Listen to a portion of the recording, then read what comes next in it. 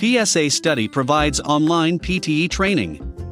Subscribe to our channel for regular updates. Contact us for more information.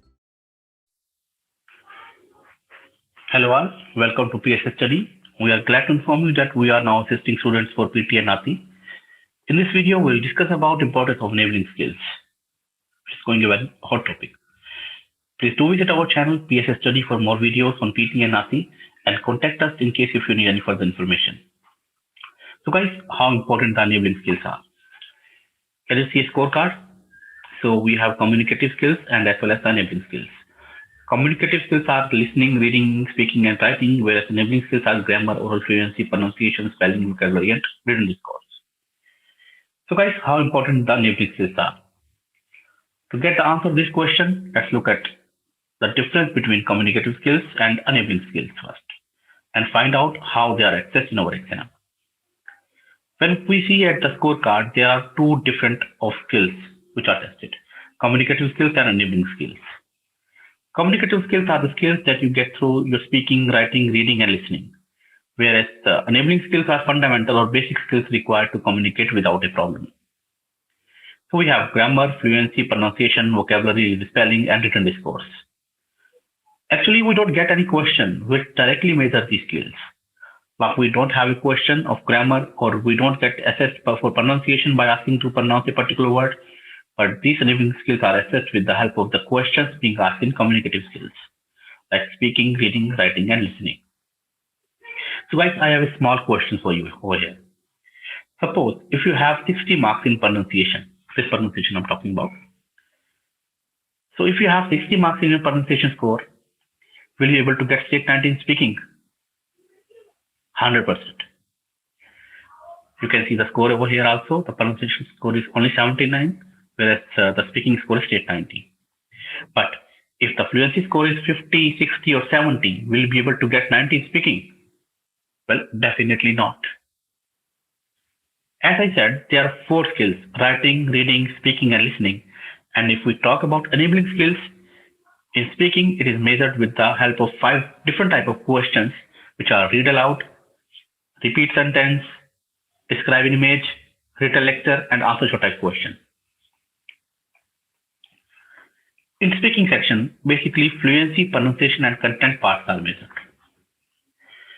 Speaking depends upon pronunciation or fluency, much of it. So what is pronunciation and what is fluency? I would say that it's okay if you speak all over content without hesitating unnecessarily, without taking any random or unwanted pauses, without going back and correcting your mistakes.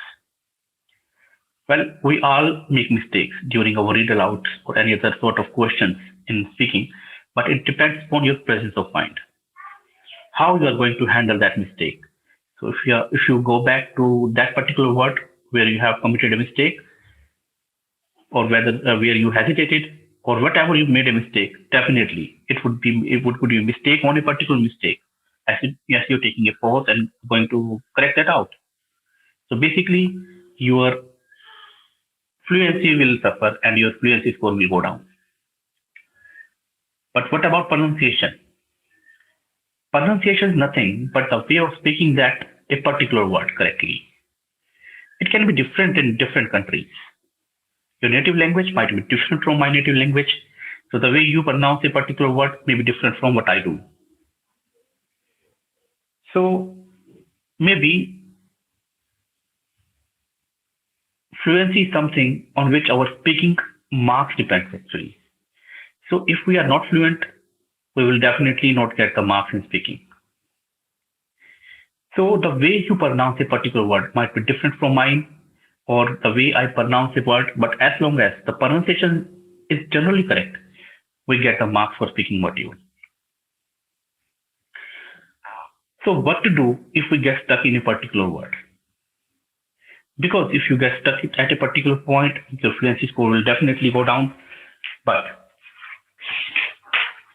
if you try to skip that particular word and move on the next word without letting the algorithm notice, then we will lose marks for content. And obviously, if we are losing marks for content, read aloud and reading module gets affected, but not that much of speaking module. So here another point is, do we need to copy some sort of accent in order to mimic as a native speaker? Guys, accent is the least important thing. And I would say that if you try and copy particular accent and divert from your natural accent, which you have used while doing introduction in the beginning of PT exam, you might end up losing all your marks. What our country belongs to, there is standard accent, there is a native accent. You only have to follow that accent and copy nothing else. So do not try any modulate that particular word in another accent. Just keep it natural and keep it normal. If we talk about writing section, writing is accessed with the help of writing as well as reading and writing the questions from other modules. We have summarized written text and essay, just two types of questions. Whereas from the other modules, which includes reading and listening, we actually have four different type of questions, which means that writing is measured more in other question types or modules than writing itself.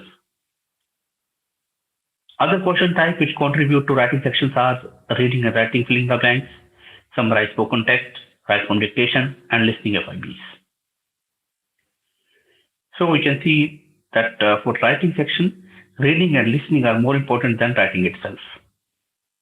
And the enabling skills which are tested through writing sections are grammar, vocabulary, spelling, and written discourse.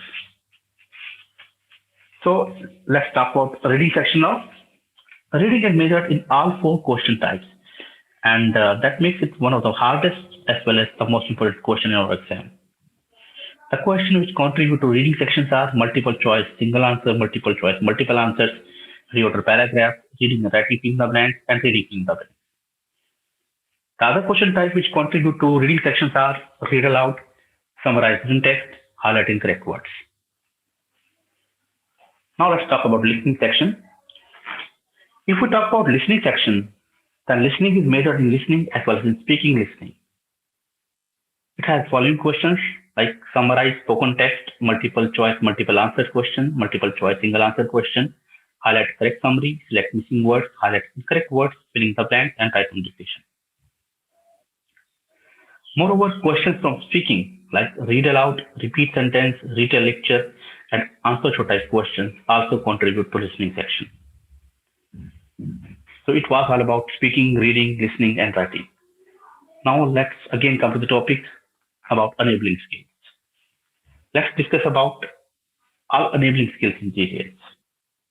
These are the enabling skills. So let's first of all, let's talk about grammar. The first enabling skill we are discussing is grammar. This skill is measured in three different types of questions: summarize written text, essay, and summarize spoken text. So basically, your score in grammar is only the reflection of how well you did in these three types of questions.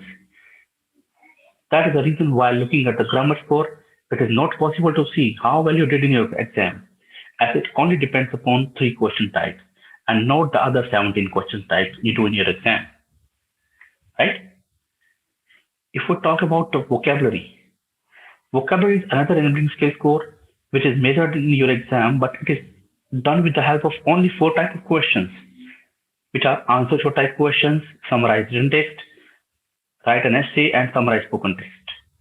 So again, we can see that this is the score which depends upon four different types of questions, and still we have other 16 types of questions to go.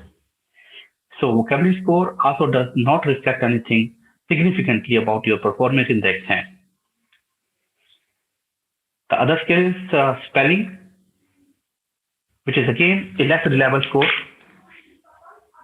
as this is the skill because it is measured in 5 different types of questions, which are summarize written text, write an essay, summarize spoken text, listening filling the blanks, and type from dictation. So again, these enabling skills are nothing. I'm just telling which question type particularly gets you the score in different enabling skills.